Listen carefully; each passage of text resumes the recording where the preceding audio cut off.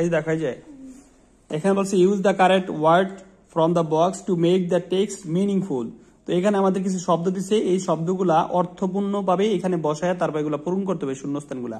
তো বলছে the girl name is Zerin, she is in কি হবে ক্লাস, এখানে কি হবে class, CLASS class 3। Her school কি দিবা, হার স্কুল, এই যে স্কুল উপরে থেকে এই শব্দগুলো দেখে দেখা লাগবা, এই যে স্কুল, আর স্কুল ইজ লিখছে Mohanpur government primary school, and she কি হবে, শি লিভস হবে কি হবে LIVES, লিভস ইন কি লিখছে মোহনপুর, তারপর কি লিখবা শি লিভস উইথ হার কি উইথ হার ফ্যামিলি,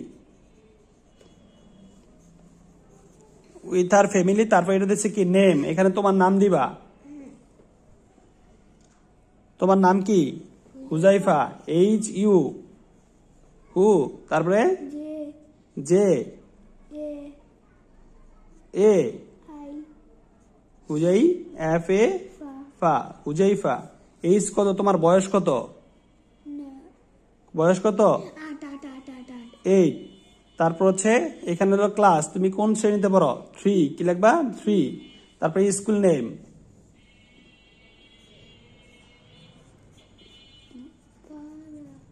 দালপাড়া